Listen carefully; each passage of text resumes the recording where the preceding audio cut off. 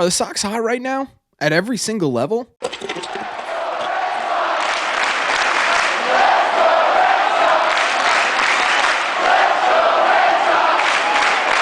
What is going on, everybody? Welcome back to Red Seat Radio. My name is Corbin, and actually, it's been kind of fun to be a Red Sox fan these past couple of days. First and foremost, they just won their series against the Baltimore Orioles, taking 2 out of 3 games at home, which officially puts them at 74-72 on the season, a little cushion over 500 and 4 games back of a postseason spot. They also found out just a couple of days ago, actually just yesterday, that they now have the #1 prospect in the entire country, which is absolutely fantastic. So what we are going to do in today's video is we're going to break down all the latest Red Sox news. We're going to talk about everything going on with the Sox and what it means for now and for the future of this team. Thank you all very much for taking a second and clicking on this one. Let's get into it.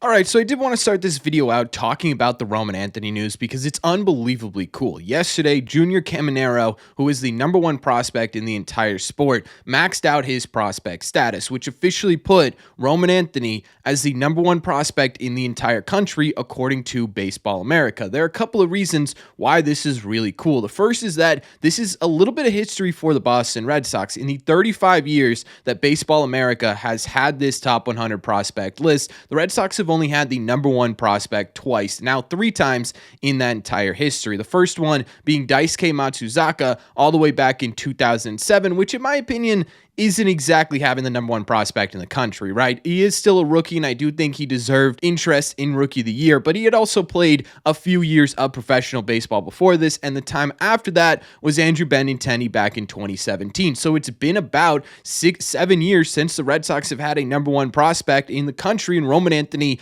has officially taken over that spot. And this dude absolutely deserves all the praise that he is getting right now throughout the country and in the Red Sox system. This dude has been absolutely fantastic. He's currently tearing it up in AAA. In 25 games, he's hitting .340 with a .419 on base percentage and a .530 slug, good for a .147 WRC+. Basically 50% better than the average hitter in AAA, and that is coming off of a AA stint where he was basically the same player, .269 in AA with a .367 on base percentage and a .489 slug, good for a .142 WRC+. The exit velocities, the zone awareness at the plate, the fielding in the outfield, the base running on the base pass, every single metric you want to look at, Roman Anthony has been one of the best in the game this season, and that's really through all levels. Roman Anthony has had the hardest hit ball in the entire system for the Red Sox. We've talked about it. We talked to him about it, right? This is a dude who is excelling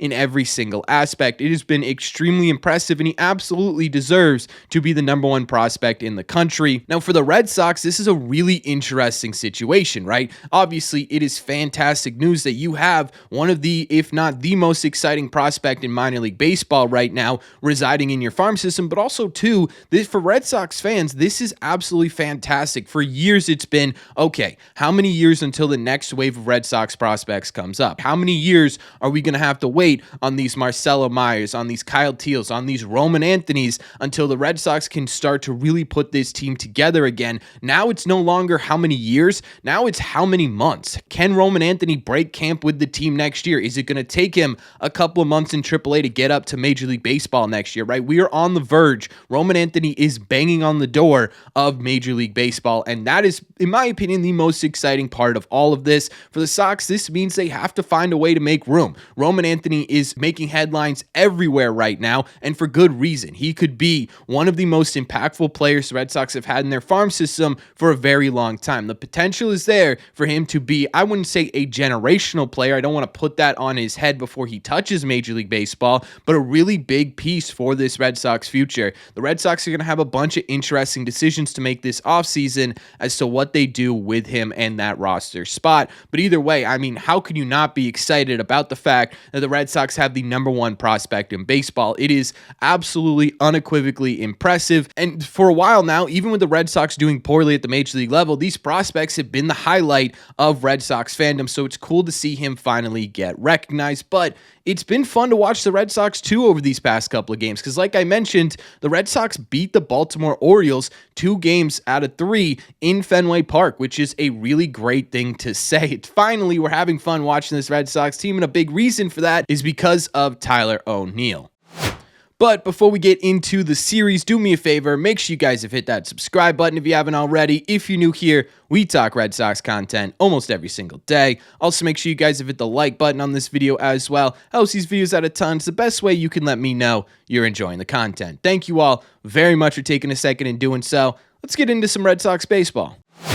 I mentioned Tyler O'Neill because he was, really the reason the Red Sox won this series. He had 3 home runs, including 2 in one game, back-to-back with Rob Refsnyder. He also had the walk-off home run last night. He sent that ball to Jupiter in the 10th inning. That ball was absolutely crushed, and this was one of the better moments of the 2024 season, in my opinion. The Red Sox have been scuffling for a while. It's been kind of miserable watching this team over these last couple of weeks. They beat Chicago. Now they come in and they beat the Baltimore Orioles in incredible fashion. It was just fun to watch. And I'm going to say that a lot in this video because I'm excited we're watching fun baseball again. Tyler O'Neill's a really interesting situation. He's a free agent after this season. And I think the conversation needs to start at least a little bit about considering bringing him back and moving some pieces around so you can get this level of production from the right-hand side going forward, which is going to be part of the key to the Red Sox success going forward. But another guy who has been absolutely slamming it from the right-hand side is Rob Refsnyder. Like I mentioned, he had 2 home runs in the same game in this series to really put to bed that game. And this is actually the first time the Red Sox have had 2 players hit back-to-back home runs twice in the same game since 1994. A couple of different interesting history tidbits over the last couple of days for this Red Sox team, if you include Roman Anthony. Rob is just such a professional hitter. There have been rumors that he's looking to retire after the season or considering retiring after the season. I really hope he doesn't because I think there's still some very legitimate juice left in that bat. And speaking of retirement, I did want to throw in a couple of news items here. The first news item is that James Paxton is retiring after this season. He talked to Rob Bradford, announced his retirement. Doesn't really have a ton to do with the Red Sox considering he's most likely not going to pitch again this season, and they very much were not going to bring him back going into 2025. Just figured I'd keep you guys updated. But back to the offense for this Red Sox team. This was a really interesting series for the offense, mostly because it was a bit of everything. That first game, you saw this offense come back to life a little bit. They did what they were doing before the All-Star break, which was just absolutely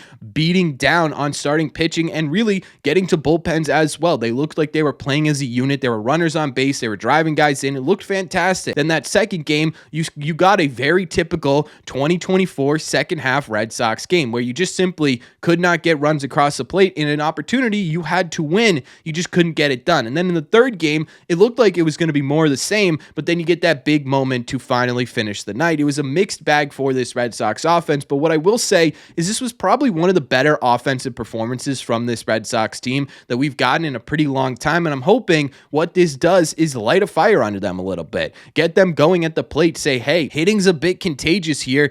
Guys are getting hot. Let's see if everyone else on this team can kind of follow suit, right? The big guys got cold in the second half and the rest of the team followed suit. Well, if the big guys get hot, hopefully the same thing happens. One thing I will say, though, is that the pitching in this series, specifically the starting pitching in this series, remains a pretty big bright spot on this Red Sox team.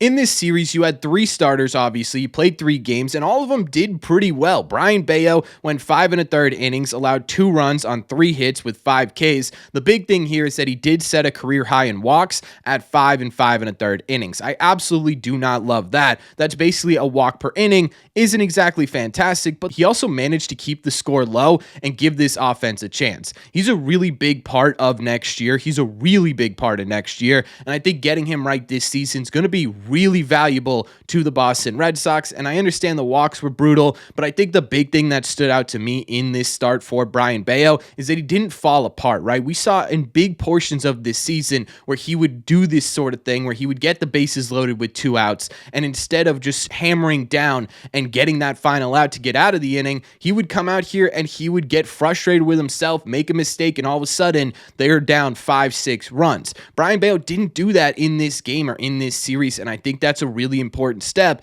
in his development. Cutter Crawford is also turning things around a bit. He went 6 1/3 innings, allowed 3 earned runs on 7 hits. He walked 1 and struck out 6. This is now his third quality start in a row, which is a great sign. Yes, the home run bug bit him a bit in this series with 2 home runs from Cedric Mullins, which were the 3 runs scored in this game. But at the same time, too, for a while, it really felt like Cutter Crawford's wheels had totally fallen off, right? It felt like that train was just totally off the track. But he managed to make adjustments and get himself back to a point where he can, at bare minimum, make a legitimately quality start. He can go deep into games and give this offense an opportunity to win. And I think that's, again, extremely important and an extremely encouraging sign when we're looking towards 2025. And finally, Nick Pivetta has now had 4 really good starts in a row. He went 6 innings, allowed 4 hits, only 1 earned run, struck out 9, and there was a walk mixed in there as well. I don't know if he's realizing he needs to play for a contract. I don't know if him and Bailey have figured something out,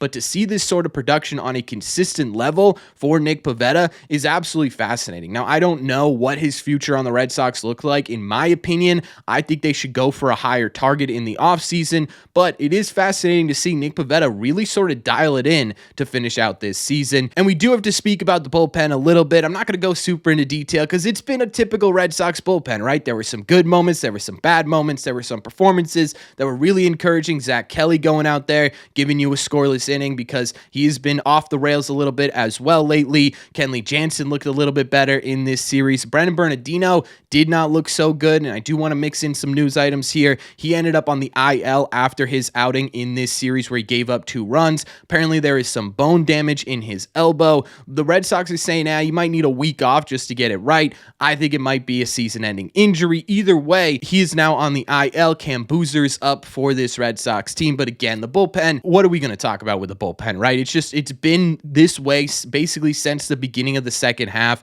It's probably going to be this way till the season ends. It's just sort of who this bullpen is. Definitely something that needs to be reworked this offseason. And overall, taking a look at this series, the word I use for it and the word I've used a few times in this video is fun, right? We had fun as Red Sox fans watching these games against the Baltimore Orioles. Does this really do anything for their playoff odds? No, not really. They went from 5% on Fangraphs to 6.7% of a playoff berth by winning this series. The Twins won last night, so you didn't gain any ground. It just sort of stood where you stood, but at the same time, too, it was enjoyable baseball. It was competitive baseball, and at this point in the year, with sort of the playoff hopes drained from, I would say, most of us here, all I want at this point is enjoyable baseball. I want to see this team put its head on its shoulders and finish out this year strong, and that's exactly what we saw in this series, so I'm happy with it. I think Red Sox fans should be happy with this series, and they should be happy with the Red Sox in general lately, right? You get the number 1 prospect in baseball, the Red Sox offense starts hitting again, specifically O'Neill and Refsnyder, and you're getting wins here. Over their last 6 games, they're 4-2. That's a lot better than what we've seen over these last couple of weeks, so I got to give it to this Red Sox team. I'm enjoying watching them right now, and I think that's really all that matters. But let me know in the comment section down below what you think. What do you think about this Red Sox team? What do you think about this series? What do you think about Roman Anthony being the number 1 prospect in the sport? What do you think about the latest news? Let me know all your thoughts in the comment section down below. As always, if you made it to the end of this video, do me a favor. Make sure you guys have hit that subscribe button if you haven't already. If you're new here, we talk Red Sox content almost every single day. Don't forget, if you want to listen instead of watch these episodes, all you got to do is head over to your favorite podcasting app and look up Red Seat Radio. Thank you all very much for clicking on this one, and I will see you in the Red Seats.